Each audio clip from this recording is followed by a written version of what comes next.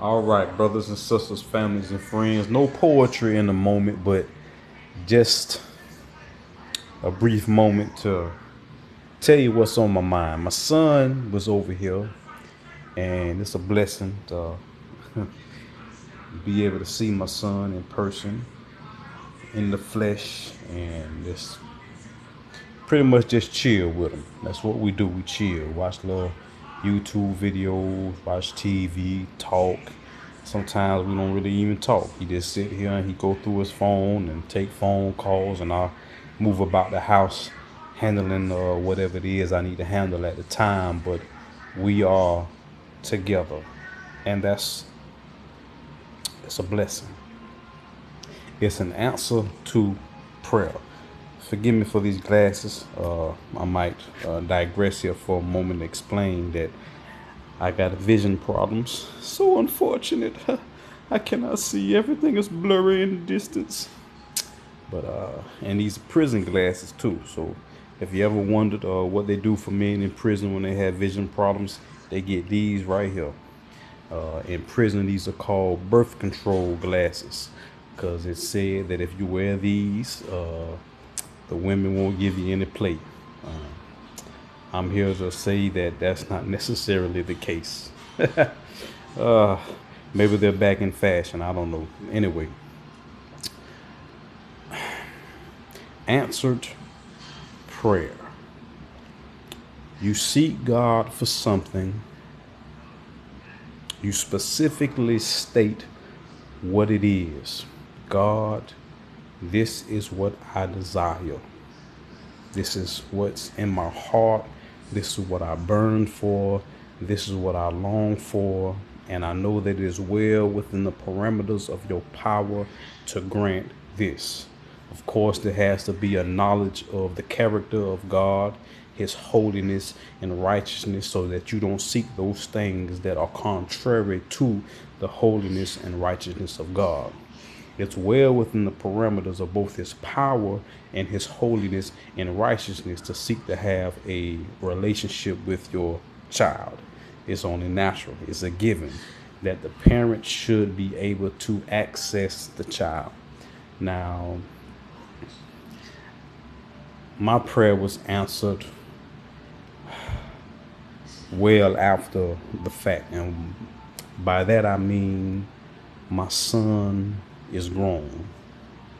He's a full-grown adult man. I won't say male, because male is just how we designate sex. He's a man, okay, and all those things that coincide with manhood, that's where he is right now, and that's what God has blessed me to be able to come into his life and access him, and equally put him in a position to access me. Okay, so God decides when and how to answer prayer. We determine, according to our free will, what the desire is, how we're going to voice that desire, how we're going to exercise faith and attach faith to that desire, and how we're going to operate both in the willingness to stay faithful until the prayer is answered, and also how we are going to, give me a moment, how we're going to handle the blessing when it falls in our hands, how we're going to glorify God with the gift of an answered prayer that he gave us. Okay. And I cannot say that I premeditated how I would do this, because I fantasized in the sense that I thought about it and I ran scenarios through my mind about what it would be like when I finally got the chance to spend time with my son. Unfortunately, I had to keep changing those scenarios, because the first scenarios had to deal with him in his childhood and what it would be like to be with my son in those seasons of his life. And then as he grew older, I had to continue to change, continue to change, continue to change, until finally he became an adult, and it put me in a totally different space. how could I or would I handle the blessing of reconciliation in unadulterated space and opportunity with my son? And I can honestly say that no one is prepared for who God is. It's impossible for you to be prepared for who God is because you don't have a monopoly on the knowledge of God. We're steadily learning, we're steadily enlarging, we're steadily increasing in the capacity to understand God and move in the way that God desires us to move, on the way that the Spirit leads us. So I had no, I was very well unprepared for where I am right now and what is going on in my life. But God is well prepared and fully situated, and nothing about what is going on right now has caught him off guard, and nothing about what is going on right now is contradictory to my purpose in life or what's good for me in the moment. And not only what's good for me, but what's good for my son. The thing is about God is that he's so eternally wise, omnipotent, omniscient, omnipresent, and just totally, fully aware and capable at all times and in all things, that he was able to answer a prayer that fully satisfied the desire of my heart in the season that was most,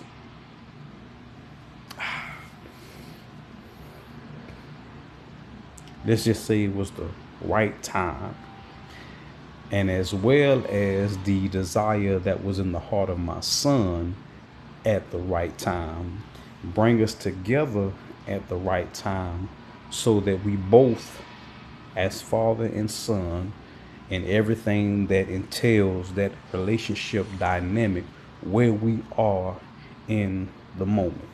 Because technically, we are both trying to navigate life. I'm trying to navigate life post incarceration with all its challenges, and he is trying to navigate life with where he is in the moment. And I'm here, and he's here, and I understand, and he understands. So it's a beautiful dynamic, and I'm just grateful.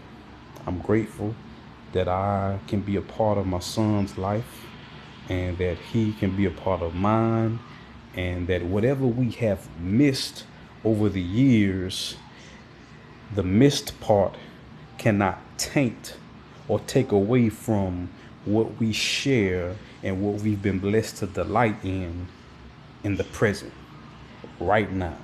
It's a blessing. And I must also add that as it is with God, he blesses you, he answers your prayers, but he always does above and beyond, exceedingly above and beyond whatever you can ask or think, whatever you can articulate by way of an express desire, or whatever you can imagine in your mind.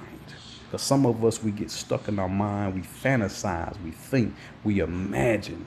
And all those imaginings are only desires that circulate in our mind. Some of us, by the grace of God and by reason of this, our temperament, we articulate what we imagine. So whatever it is that you say out of your mouth by way of a desire, expressed through prayer, attached to a belief, a faith that God is one able to do it, and that he will do it, and that he wants to do it, and tangent with what you think in your mind. Because sometimes we don't articulate the desires. Sometimes the desires are situated in our thinking, in our imaginings. And guess what? God is fully abreast of what's going on in your head, as well as what's come out of your mouth. There's a scripture that says, the eyes of the Lord are over the righteous, and his ears are open to their prayers. That's the first part. The second part is that the face of the Lord is against them that do evil. So there are two things that are going on there. One, that he's fully attentive to his people, to those who are intimately acquainted with him.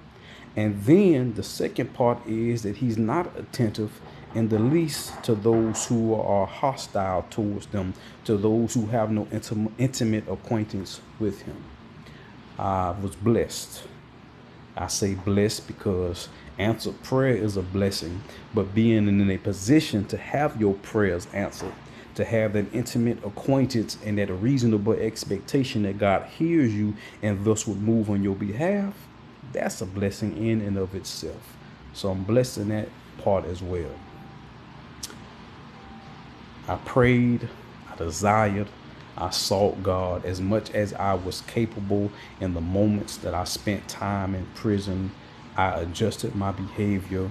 I adjusted my walk. I lived as best as I could in accordance with what I understood to be his will for me.